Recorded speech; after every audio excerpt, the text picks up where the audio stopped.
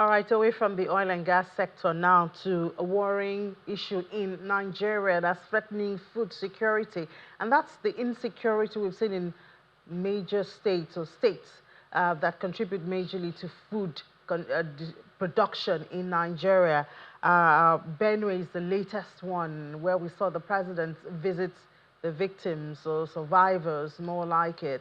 And of course, that's another part of conversation. But for this afternoon, we're going to look at some of the impact this is having or could have on our food security in Nigeria, and perhaps there are ways that it could be quelled. And we're having this conversation with Special Advisor on Investment and Private Sector Affairs to the Deputy Speaker of Nigeria's House of Representatives, Mr. Guna Okuku, joins us virtually from the United States. Mr. Okuku, good afternoon and welcome to the program.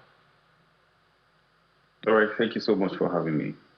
So, of course, we do not belittle the loss of lives that we have seen, unfortunately, in the last couple of weeks in some parts, in the northern part of Nigeria. But, of course, these are mostly farmers.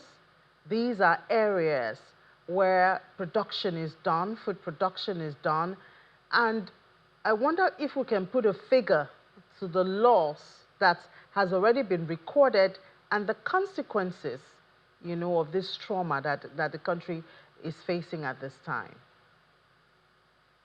It'd be nice to look at it from, farming is something that happens in a period of time. So if you don't take care of your crops, let's say from cultivation, weeding, and, before you get to harvest, by the time you apply your pesticide and all of that. So if you abandon sheep, like if you abandon your farm, so a lot of things will happen. So maybe weeds and thistles will take over the farmland, because out of scare, out of the communities that are being destroyed. So if I want to put figure to it, so it's a whole lot. So are we talking about the plants, the cultivation that have happened, or how much investment in inputs that have gone into those areas? But I mean, coming to look at it holistically, so I think figures would be, I can't put figures to it, but it's a whole lot. We're losing a whole lot, especially when this heat happens around our food belt, Benue State, Plateau State. These are the food basket of Nigeria. These are places where we cultivate, and so if those attacks continue to happen there, I know the losses are a whole lot, and the food security we're trying to achieve will be threatened. So I think the figures are a whole lot. Yeah, and it's not just about the crops, but because the cattle is also part of it, and already Nigeria spends about $1.5 billion on the importation of dairy imports. One would think that I mean, we have enough cattle heads in the country to give us what we need, but unfortunately, we still have to do a lot of imports, and issues like this insecurity can only make the matters even worse. Now, the reality is, when this administration started, one of the first things I noticed was the president appointing a minister for livestock. So for me, that was the right thinking direction for me. And then it's just, I believe that, in the nearest future, we'll begin to see a whole lot of programs around this space. Because as far as I'm concerned, I always say this, where the value of a thing is not known, abuse is inevitable. Look at it, that's a lifeline given to us as a nation. If I do a comparative study between Nigeria and Botswana, I'm not even going to Denmark, I'm not going to Ireland, I'm not going to England, I'm just going to be here in Africa, in Botswana. So what cattle or cow contributes to the GDP of Botswana is about 1.8% of their GDP. So that means it's an integral part of the economy of Botswana. So what have they done that we need to do? What have they done that have given them so much results? Now, if you look at it very well, you see that first things first, there's a beef commission which was set up, which is in line with what we have now as the livestock ministry. So in that particular, if you do an x-ray of what happens there, you see that every cow has a name. What that means simply that every cow is tied to someone. So you don't just see cow move around. They use technology. So they are tagging. You use technology to tag each cow. So these things are done for different purposes. Number one, for veterinary purposes. Two, for identification. three for taxation. So every cow, by the time it moves until it gets into the butchery, so that at that point, that's when the taxes are deducted as the cow is being butchered. Number five is for security reasons. So the issue we're having here is not new. It's happened all over. It even dates back to Bible days. The servants of Isaac and his brother. So these are not new things. But what you do is you use technology to begin to solve your problems.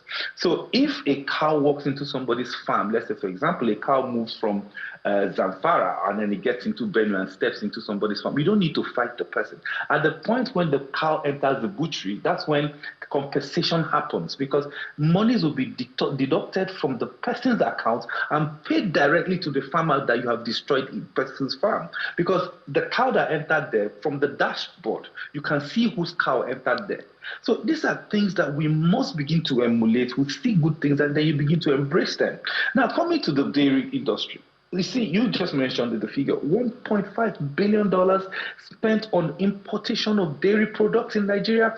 What that simply means is that we don't have enough. We've not been able to produce enough. We've not been able to devise ways to take care of our cow. Because who says we must continue to use the traditional method of, moving cows from Manfe all the way to Nsuka? Who does that? If a cow walks, okay, imagine a pregnant woman who moves that far. How can the woman lactate? It becomes, so this is just natural science. It's just something you don't need anybody to tell you. So for you to be able to do 30 to 35 liters from each cow per day, nurture the cow. So I think, even the statement from the president while in Benue, say he's willing to support, ranching, because that's the way to go. We must improve the lifeline that God has given to us. So, Mr. Okuku, I'll bring it home to you. You are the special advisor on investment and private sector affairs to the Deputy Speaker of the House of Representatives. This is where the power is. This is where you make the laws and follow up for implementation. So I think it comes back to you.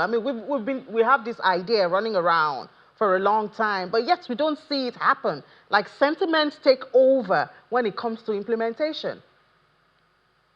Of course, the deputy speaker is very forward thinking and is a very accommodating person when it comes to new ideas. If you look around him, everybody that is working with him are all experts. So why he's been able to bring people like us in is so that we will be able to bring in our ideas on how to legislate, to bring in those legislation where it's required. Yes, of course, we've been interfacing with the ministry and to see if there are areas where we can support the ministry.